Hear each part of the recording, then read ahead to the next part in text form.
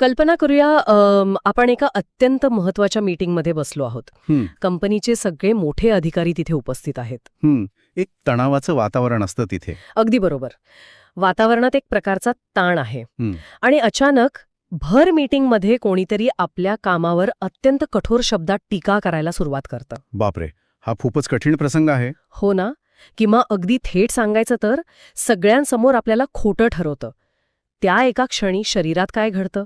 म्हणजे सगळं सुन्न होतं. हो. अंगाचा अक्षरशः तिळपापड होतो, हृदयाचे ठोके अचानक वाढतात, कानाच्या पाया गरम होतात, श्वास एकदम उथळ होतो आणि मेंदूतून एक विजेसारखा एकच सिग्नल येतो की स्वतःचा बचाव कर. म्हणजे आत्ताच्या आत्ता सडेतोड उत्तर दे आणि समोरच्याला त्याची जागा दाखवून दे असं वाटतं. नक्कीच. ही आपली पहिली अत्यंत नैसर्गिक आणि जैविक भावना असते. पण इथेच एक अत्यंत धक्कादायक विचार समोर येतो. तो कोणता? स्वतःचा बचाव करण्यासाठी रागाच्या भरात उच्चारलेला तो पहिला शब्दच ती लढाई कायमची हरण्याची सुरुवात असू शकतो. खरंय, अगदी 100% खरं आहे.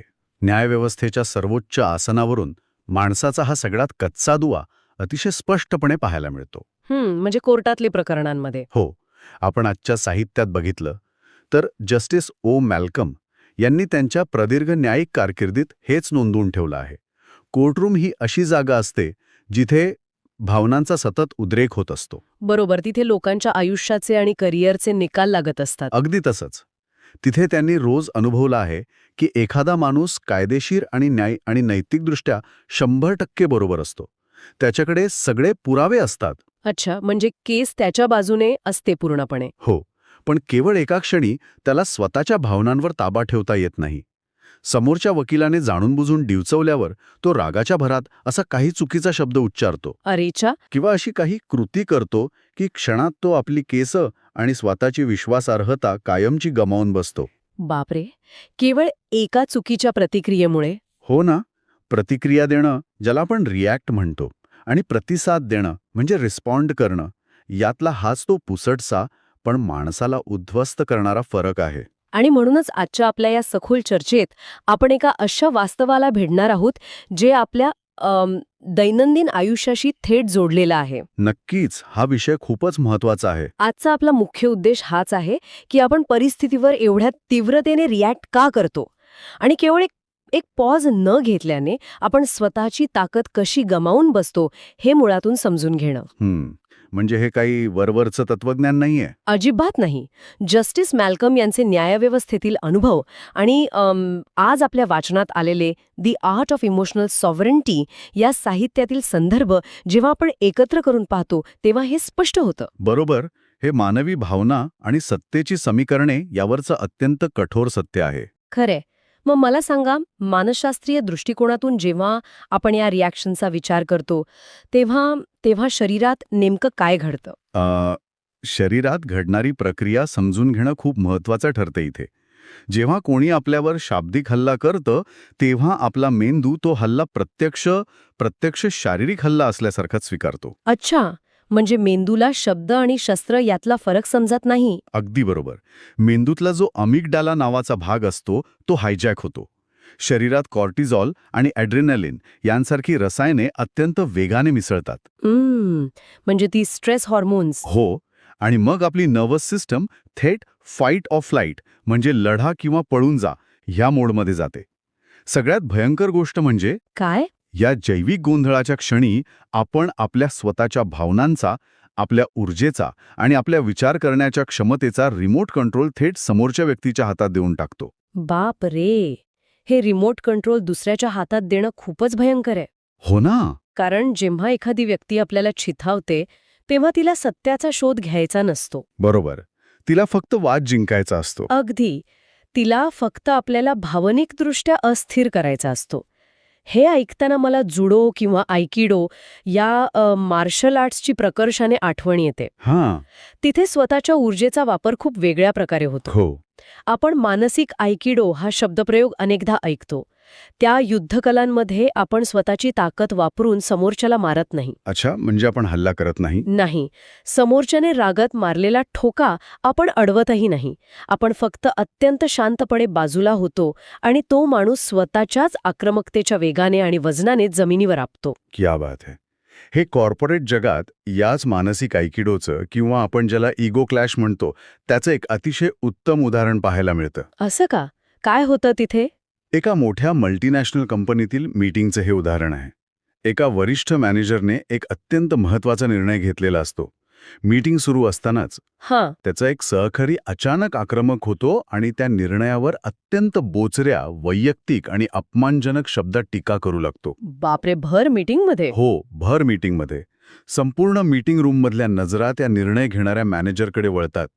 वातावरणात इतका ताण असतो की आता हा माणूस टेबलवर हात आपटेल आणि प्रतिहल्ला करेल असं सगळ्यांनाच वाटत असतं. साहजिकच आहे. तिथे उपस्थित प्रत्येकाला वाटतं की आता हा माणूस स्वतःचा बचाव करेल, काउंटर अटॅक करेल, काहीतरी स्पष्टीकरण देईल. पण तो निर्णय घेणारा माणूस काहीच करत नाही. काहीच करत नाही, म्हणजे गप्प बसतो. हो, तो पूर्णपणे शांत राहतो. आणि यातली सर्वात रंजक आणि अस्वस्थ करणारी गोष्ट म्हणजे ती शांतता. अच्छा. 5 सेकंद, 10 सेकंद ती शांतता इतकी अस्वस्थ करणारी आणि जड होते की तो टीका करणारा माणूस स्वतःच आतून कोलमडायला लागतो. हे असं का होतं? त्या शांततेत अशी कोणती जादू असते? कारण मानवी संवाद हा एका लयीत आणि अपेक्षेत चालत असतो. हां, म्हणजे आपण बोललो की समोरून उत्तर येणार अशी अपेक्षा असते. अगदी बरोबर. जेव्हा समोरून आक्रमक हल्ला होतो तेव्हा हल्ला करणाऱ्याच्या मेंदूला साहजिकच प्रतिकाराची अपेक्षा असते. त्याला असं वाटत असतं की आता समोरचा चिडेल. आणि मग मी त्याला आणखी खाली खेचेन, असं त्याला वाटत असतं. हो, पण जेव्हा तिथे पूर्णपणे शांतता असते, एक प्रकारची भावनिक पोकळी निर्माण होते, तेव्हा त्या टीकाकाराचे स्वतःचेच आक्रमक शब्द त्या शांततेत गुंजायला लागतात. बापरे, म्हणजे त्याला स्वतःचाच आवाज ऐकू येतो? हो ना, त्याला स्वतःच्याच वर्तनाचा वेडेपणा आणि मर्यादा जाणवू लागतात. ही शांतता हल्ला करणाऱ्याला अत्यंत असुरक्षित करून टाकते. आणि मग तो शांत असलेला मॅनेजर काय करतो? शेवटी तो शांत माणूस अत्यंत स्थिर आणि निर्विकार आवाजात फक्त एवढंच म्हणतो, तुझं म्हणणं मी ऐकून घेतलं, आपण नंतर यावर सविस्तर बोलू. बापरे, म्हणजे त्याने विषय तिथेच संपवला. हो, या एका साध्या वाक्याने आणि त्या अस्वस्थ करणाऱ्या शांततेने त्याने सत्तेचं संपूर्ण समीकरणच बदलून टाकलं. तो स्वतःच्या भावनांचा रिमोट कंट्रोल स्वतःकडेच ठेवण्यात यशस्वी झाला. म्हणजे स्पष्टीकरण देणं हे मुळातच बचावात्मक आणि कमकुवत स्थितीचं लक्षण आहे, असं म्हणायचंय का? नक्कीच.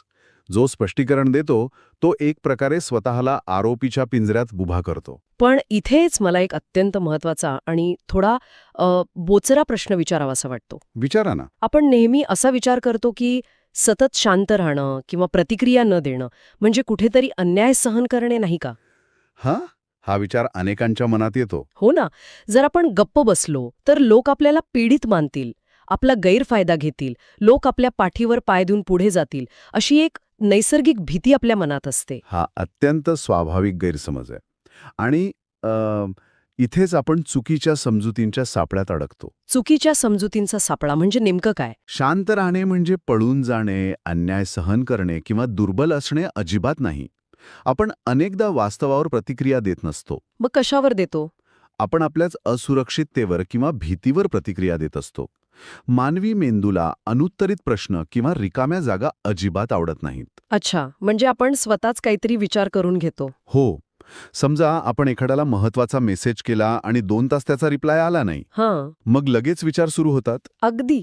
आपला मेंदू लगेच कथा विणायला सुरुवात करतो. तो मला मुद्दाम इग्नोर करतोय, त्याला माझा राग आला असेल किंवा मी त्याच्यासाठी महत्वाचा नाही. बरोबर. आपण आपल्याच डोक्यातल्या भीतीला सत्य मानून मोकळे होतो आणि स्वतःलाच त्रास करून घेतो. आपण त्या समोरच्या व्यक्तीवर नाही तर मेंदूने तयार केलेल्या या कथेवर चिडतो. हो, अगदी तसंच. ऑफिसमधल्या एका शांत सिनियर कर्मचाऱ्याचं उदाहरण या संदर्भात खूप चपखल बसतं. कोणतं उदाहरण? तो माणूस मीटिंगमध्ये फार कमी बोलायचा. नेहमी दुसऱ्यांचं ऐकून घेण्यावर त्याचा भर असायचा. तो कधीच घाईघाईने मत मांडत नसे. म्हणजे तू शांत स्वभावाचा होता? हो, यामुळे टीममधल्या ज्युनियर लोकांना वाटायचं की हा माणूस अत्यंत अहंकारी आहे, याला आपल्यात मिसळायला आवडत नाही. अरे चा, म्हणजे शांत राहिल्यामुळे गैरसमज झाला? हो, एका दिवशी एका ज्युनियर कर्मचाऱ्याने त्याला थेट विचारलंच की तुम्ही टीम प्लेअर का नाही आहात? असे अलिप्त आणि गर्विष्ठ का राहता? बापरे, इथे तर कोणाचाही इगो दुखावला गेला असता. कोणीही लगेच स्वतःचा बचाव करायला सुरुवात केली असती की मी असा नाहीये, मी तुमच्या भल्यासाठीच शांत असतो वगैरे. पण त्या सिनियरने तसं काहीही केलं नाही. मग त्याने काय केलं? रागवला नाही तो? अजिबात नाही. त्याने स्वतःचा बचावही केला नाही आणि तो रागवलाही नाही. त्याने अत्यंत शांतपणे ज्युनियरच्या डोळ्यात पाहून फक्त एकच प्रश्न विचारला. कोणता प्रश्न? तुला असं का वाटतं? क्या बात आहे. फक्त एवढंच विचारलं. हो, हा एकच प्रश्न आणि समोरच्या ज्युनियरला त्याच्याच समजुतींचा फेरविचार करायला भाग पाडलं गेलं, तेव्हा संवादातनं हे सत्य समोर आलं की तो सिनियर अर्ध्या माहितीवर बोलण्यापेक्षा पूर्ण चित्र समजून घेण्यावर भर देत होता. अच्छा, म्हणजे त्याला कोणाचा अपमान करायचा नव्हता. नाहीच मुळी. जर त्या सिनियरने रागाने प्रतिक्रिया दिली असती, स्वतःचा बचाव केला असता, तर एक मोठा वाद निर्माण झाला असता आणि ज्युनियरचा गैरसमज अधिकच पक्का झाला असता. खरंय. अहंकार आणि अभिमान बाजूला ठेवून केवळ एक प्रश्न विचारल्याने आपण किती अधिक सुरक्षित आणि ग्रहणशील होतो हे यातून स्पष्ट दिसतं. हे खूपच सखोल आहे. तुला असं का वाटतं? या एका प्रश्नाने त्याने बचावाची सगळी जबाबदारी समोरच्यावर टाकली आणि स्वतःला त्या वादातून अलगद बाहेर काढलं. अगदी बरोबर. पण यावरून मला एक रूपक सुचते. राग येणं ही अत्यंत नैसर्गिक गोष्ट आहे. आपण ती नाकारू शकत नाही. हां, राग तर सर्वांनाच येतो. हो, राग हा खऱ्या अर्थाने एका ज्वलनशील इंधनासारखा असतो. आता या इंधनाने आपण स्वतःचंच घर जाळायचं की त्याच इंधनाचा वापर करून इंजिन चालवून आयुष्यात पुढे जायचा, हा सर्वस्वी आपला निर्णय असतो. क्या बात है. खूप सुंदर रूपक आहे हे. हो ना? सेल्फ कंट्रोल म्हणजे भावना दाबून टाकणे नव्हे, कारण तसं केलं तर तो राग आतल्यात कुजत राहतो आणि त्याचा मानसिक आघात म्हणजे ट्रॉमा होऊ शकतो. अगदी खरंय. भावनांना नाकारणं किंवा दाबून ठेवणं हा कधीच उपाय असू शकत नाही.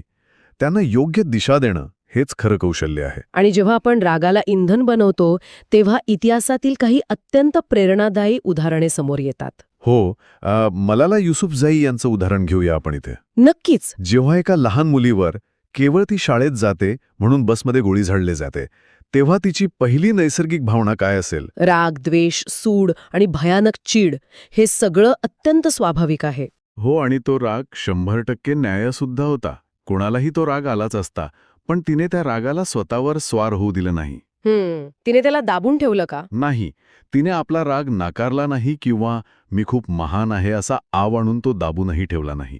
तिने त्या रागाच्या इंधनाचा वापर एका जागतिक चळवळीसाठी, जगभरातील मुलींच्या शिक्षणाच्या अधिकारासाठी केला. बापरे, किती मोठी गोष्ट आहे ही. हो ना. जर तिने केवळ सुडाची भाषा वापरून आरडाओरडा करून प्रतिक्रिया दिली असती, तर ती इतिहासात केवळ एक दुखावलेली, अन्याय झालेली मुलगी म्हणून नोंदली गेली असती. बरोबर. पण तिने रागाला एक विधायक दिशा दिली आणि ती एक जागतिक नेतृत्व बनली. आणि अगदी हुबेहूब हेच नेल्सन मंडेला यांच्या बाबतीतही दिसतं. हो, तो तर एक ऐतिहासिक प्रसंग आहे. सलग 27 वर्ष एका माणसाला एका छोट्याशा अंधाऱ्या तुरुंगात ठेवलं जातं. त्यांचं तारुण्य, त्यांचं संपूर्ण आयुष्य हिरावून घेतलं जातं. जेव्हा ते बाहेर आले तेव्हा त्यांच्याकडे सूड उगवण्याचं प्रत्येक कारण होतं. अगदी प्रत्येक कारण होतं. पण त्यांनी तसं केलं नाही. मला इथला तो एक मानसशास्त्रीय फरक खूप महत्वाचा वाटतो, जो मंडेलांनी जाणला होता. शत्रूला समजून घेणं म्हणजे त्याच्याशी सहमती दर्शवणे नव्हे. हा मानवी स्वभावाचा अत्यंत क्रिटिकल मुद्दा आहे. कसं काय? आपण अनेकदा विचार करतो की समोरच्याला समजून घेणं किंवा माफ करणं म्हणजे त्यानं केलेल्या चुकीला बरोबर मानणं किंवा त्याच्यासमोर झुकणं. हो, असाच समज असतो आपला. पण मंडेलांचे विचार याच्या पूर्णपणे पलीकडे होते. मंडेलांनी शत्रूच्या क्रौर्यामागील असुरक्षितता ओळखली होती. त्यांना हे समजलं होतं की जो माणूस दुसऱ्यावर दडपशाही करतो तो मुळात स्वतःच एका भीतीच्या सावटाखाली जगत असतो. अरे चा, म्हणजे तो स्वतःच घाबरलेला असतो. हो, मंडेलांनी हे ओळखलं की जर त्यांनी राग आणि द्वेष उराशी बाळगला असता तर तुरुंगाबाहेर येऊनही ते मानसिकदृष्ट्या कायम त्याच कैदेत राहिले असते. बापरे, शारीरिक सुटका झाली असती पण मानसिक नाही. अगदी बरोबर. स्वतःला खऱ्या अर्थाने मुक्त करण्यासाठी त्यांनी अत्यंत जाणीवपूर्वक लवकर माफ करणे हा मार्ग निवडला. म्हणजे त्यांनी त्यांच्यावर उपकार नाही केले? अजिबात नाही. त्यांनी शत्रूवर उपकार म्हणून त्यांना माफ केलं नाही, तर स्वतःला त्या द्वेषाच्या साखळदंडातून मुक्त करण्यासाठी माफ केलं. हे खूपच प्रेरणादायी आहे. हो, भूतकाळातील भावनिक आघात आणि नकारात्मक विचार कसे रिफ्रेम करावेत, म्हणजे त्यांना कसा नवा आणि सकारात्मक अर्थ द्यावा, याचं हे जगातलं सर्वात मोठं उदाहरण आहे. हे खरोखरच अंगावर काटा आणणार आहे, स्वतःच्याच रागाच्या कैदेतून मुक्त होणं. पण इथे एक अत्यंत व्यावहारिक प्रश्न उभा राहतो. कोणता प्रश्न? हे सगळं ऐकायला खूप छान वाटतं. पण जेव्हा प्रत्यक्ष आयुष्यात सगळीकडे गोंधळ उडालेला असतो, कोणीतरी आपल्या अंगावर ओरडत असतं, डोक्यात विचारांचा काहूर माजलेलं असतं, हं, तेव्हा हे डोक्यातलं पॉज बटन दाबायचं कसं? हे महापुरुषांसाठी ठीक आहे, पण प्रत्यक्ष आयुष्यात, रोजच्या धावपळीत ही शांतता टिकवणं कसं शक्य आहे? हाच तो सर्वात महत्त्वाचा टप्पा आहे जिथे आपल्याला हे समजून घ्यावं लागेल की शांतता ही कोणतीही नैसर्गिक भावना नाही. म्हणजे आपण जन्मतः शांत नसतो. नाही, आपण जन्मतः शांत नसतो. शांत राहणे हे जाणीवपूर्वक कमावलेले कौशल्य आहे, एक स्किल आहे. अच्छा. जसं आपण जिममध्ये जाऊन शरीराचे स्नायू बळकट करतो, तसंच हे मानसिक स्नायूचं बळकट करणं आहे. यासाठी आपल्या मेंदूत एक पॉज बटन विकसित करावं लागतं आणि त्याला स्वकरुणेची म्हणजे सेल्फ कंपॅशनची जोड द्यावी लागते. स्वकरुणा हं. म्हणजे स्वतःला माफ करणं? हो, स्वतःला दोष न देता परिस्थितीकडे त्रयस्थपणे पाहण्याची सवय करावी लागते. पण हे पॉज बटन प्रत्यक्ष काम कसं करतं? याचं काही वैज्ञानिक तंत्र आहे का? हो ना, यासाठी एक अत्यंत प्रभावी आणि वैज्ञानिकदृष्ट्या सिद्ध झालेलं साधन म्हणजे 4-7-8 श्वसनतंत्र. 4-7-8 श्वसनतंत्र हे नेमकं काय आहे? आपण मगाशी पाहिलं की जेव्हा आपण रागात असतो तेव्हा श्वास उथळ होतो आणि शरीर फाईट ऑर फ्लाईट मोडमध्ये जातं. हो, हृदयाचे ठोके वाढतात. बरोबर. अशा वेळी 4 सेकंदाने खोल श्वास घेणे, 7 सेकंद तो श्वास रोखून धरणे आणि 8 सेकंद तोंडाने सावकाश सोडणे.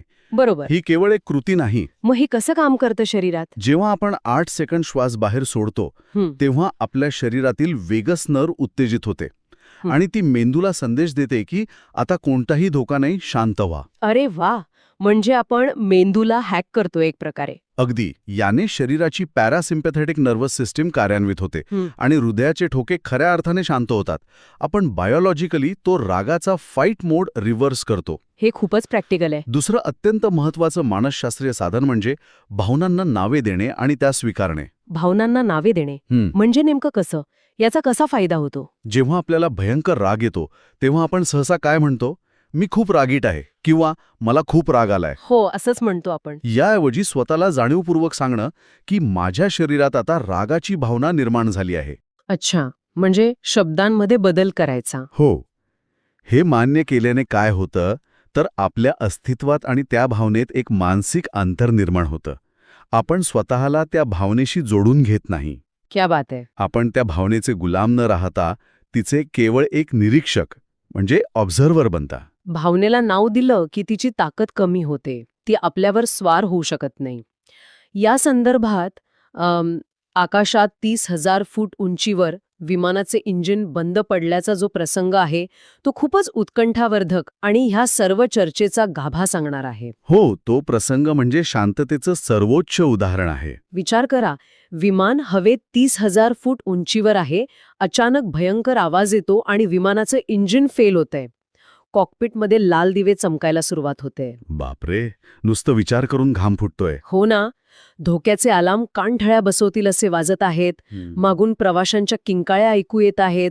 सगळीकडे नुसता हाहाकार आणि मृत्यू समोर दिसत आहे. अशा अत्यंत थरारक आणि जीवघेण्या प्रसंगात तो पायलट काय करतो? तो काय करतो?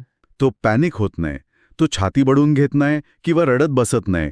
तो अत्यंत स्थिर राहतो आणि प्रक्रियेवर लक्ष केंद्रित करतो. म्हणजे तो प्रोसेस फॉलो करतो. हो, त्याला माहिती असतं की आता जर त्याने घाबरून रिॲक्ट केलं तर विमान नक्की क्रॅश होईल.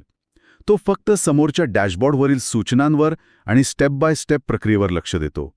तो परिस्थितीला रिस्पॉन्ड करतो, रिॲक्ट नाही. हे खूपच ग्रेट आहे. यातून एक खूप मोठा आणि आयुष्याला दिशा देणारा निष्कर्ष निघतो. कोणता? संकटाच्या वेळी जेव्हा सगळीकडे गोंधळ असतो तेव्हा लोक आरडाओरडा करणाऱ्याकडे नेतृत्वासाठी पाहत नाहीत. ते त्या व्यक्तीकडे विश्वासाने पाहतात जो शांत असतो. शांत माणूस शक्तिशाली असतो कारण त्याला घाई नसते आणि ज्याला घाई नसते तो परिस्थिती अधिक चांगल्या प्रकारे हाताळतो. वा, शांत माणूस शक्तिशाली असतो कारण त्याला घाई नसते. आजच्या धावपळीच्या जगात हा विचार किती गरजेचा आहे. आपण सतत एका अदृश्य दबावाखाली वावरत असतो. खरे. याच धावपळीच्या संदर्भात एक अत्यंत नवीन आणि विचार करायला लावणारा पैलू असा आहे की आजकाल सोशल मीडियाचे अल्गोरिदम्स मुळात डिझाईनच असे केले आहेत की त्यांनी आपल्या ॲमिग्डाला हायजॅक करावा. म्हणजे ते मुद्दाम आपल्याला राग येईल असं करतात. हो, हजारो इंजिनियर्स फक्त यावर काम करत आहेत की तुम्हाला एखादी पोस्ट पाहून कसा राग येईल किंवा तुम्ही कसे लगेच रिॲक्ट कराल. बापरे. कारण तुमची रिॲक्शन म्हणजेच त्यांचा बिझनेस आहे. आजच्या काळात आपली मानसिक शांतता हिरावून घेण्यासाठी मशीन आणि तंत्रज्ञान टपून बसले आहेत. हे खूपच भयानक सत्य आहे. अशा या जगात पॉज घेणं आणि कोणतीही प्रतिक्रिया न देणं हे केवळ स्वतःला शांत ठेवण्यापुरता मर्यादित नाही, तर ती एक प्रकारची मानसिक बंडखोरी आहे. मानसिक बंडखोरी, क्या बात आहे. शांतता आपल्याला एक पाऊल मागे घेऊन संपूर्ण चित्र पाहण्याची संधी देते. कोणताही खरा आणि शाश्वत बदल हा आरडाओरडात किंवा गोंधळात घडत नाही. तो नेहमी शांततेत आणि विचारांती घडतो. खऱ्या अर्थाने आजच्या या सखोल चर्चेतून एक गोष्ट स्पष्ट होते की आपण नेहमी असा विचार करतो की वादात जिंकण्यासाठी कोणते चपखळ शब्द वापरावेत, समोरच्याला कसं निरुत्तर करावं, आपला मुद्दा कसा रेटून न्यावा. पण खरी ताकद यात असेल का की तो वादच मुळात आपली मानसिक शांती हिरावून घेण्यासाठी रचलेला एक सापळा आहे हे ओळखणे आणि कोणतीही प्रतिक्रिया न देता तो खेळच मुळात जिंकणे, तो खेळ खेळायलाच नकार देणे, यातच खरा विजय असू शकतो का? या प्रश्नावर नक्की विचार करा. जर तुम्हाला हा व्हिडिओ आवडला असेल तर लाईक करा, शेअर करा आणि अशाच आणखी पुस्तके आणि कल्पनांसाठी किताब सारला सबस्क्राईब करा. धन्यवाद.